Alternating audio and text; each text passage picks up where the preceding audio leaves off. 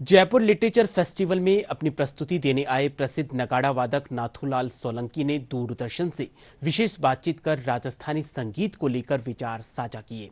सोलंकी ने बताया कि नगाड़ा वादन प्राय मंदिरों और मांगलिक कार्यों में बजाया जाता था, परंतु आज इसकी पहचान विश्व पटल पर हो रही है।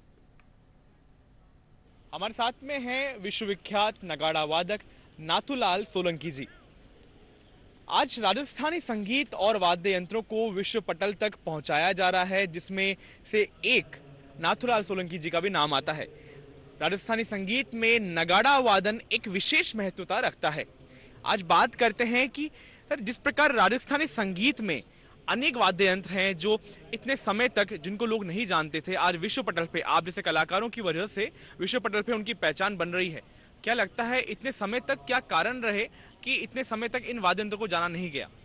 जिस तरह आज मैं जिस जगह बैठा हूँ, साहित्य के कुंभ में, जयपुर लिटरेचर फेस्टिवल, इसी तरह के फेस्टिवल महोत्सव में हमें बजाने का मौका मिला, तभी नई जनरेशन को पता लगा कि ये भी एक वाद्य यंत्र है।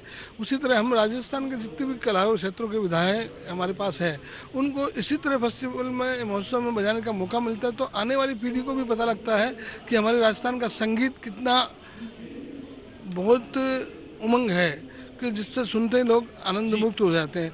तो उसी में से एक नगाड़ा वाद्य है जो केवल मंदिरों में बजाता था या मंगलीकार शादी ब्याह में, उसको हमने मंदिरों से निकाल कर देश विदेशों में हर जगह इसकी पहचान दिलाने की कोशिश की है।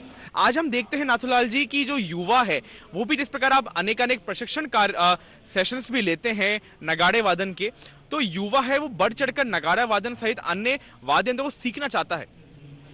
क्योंकि आपको पता है सोना कभी पुराना नहीं होता है। इसी तरह जो हमारी कलाएं हैं राजस्थान की, वो कभी पुरानी नहीं है। इनको बस एक जगह और स्थान मिलने की ज़रूरत है। वो इसी तरह के फेस्टिवल में मिलती है। तो जो नई पीढ़ी आ रही है वो केवल जिस तरह पुराने गाने हैं वो हमेशा सदाबहार है, उसी तरह पुराना राजस्थान का संगीत सदाबहार है।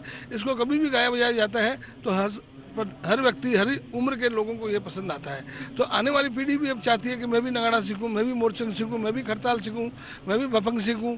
तो ये राजस्थान के जितने भी वाद्य यंत्र या जो भी यंत्र हैं संगीत के, हर व्यक्ति अब नई पीढ़ी वाले इसको सीखना चाह रहे हैं। क्योंकि नई पीढ़ी में 2 दिन वो म्यूजिक बजता है, नाचने वाला, फिर वो खत्म हो जाता है, फिर दूसरे दिन नया आता है, तीसरे दिन नया। लेकिन राजस्थान संगीत एक परंपरा से चला हुआ है, उसमें कोई तरह का चेंजिंग नहीं है। उसका गाना बजाना जो भी है वो सब मंगलिकार और शुभ संकेत वाला ही है। राष्ट्रपति पुरस्कार से भी आपको नवाजा गया। विश्व भर में अनेक देशों में नगाड़े वादन की आपने अपनी कमाल दिखाए हैं। कोई ऐसा अनुभव जो आपका रहा हो किसी भी देश, किसी भी कार्यक्रम में, जो आप हमारे साझा करना चाहेंगे? देखो, ये पुरस्कार मुझे नहीं मिला है, ये पुरस्कार सिर्फ नगाड़े को मिला है। मुझे केवल पहचान मिली कि मैं इस वाद्य यंत्र का साधक हूँ, और मैं देश विदेशों में काफ़ी देशों में घुमा हूँ। अभी भी मैं एक लोक कलाकार हूँ जो कुछ अपनी ख्याल से निकला हुआ हूँ, और मेरे ख्याल का नगाड़ा जो बजता था वो केवल जानवरों के मेले में, जैसे पुष्कर मेला है, वो ऊँटों का मेला है, तो मेरी शुरुआत वहीं से शुरू हुई है। जी, इस प्रकार राजस्थानी संगीत जो शुरू हुआ था मान गायकी से, हमने सुना है केसरिया बालम पधारो हमारे देश के साथ में जो उसके वाद्य यंत्र रहे, चाहे वो मोरचंग हो, चाहे खड़ताल हो, चाहे नाथूलाल जी का नगाड़ा हो, राजस्थानी संगीत आज विश्व पटल पे अपनी पहचान बना रहा है।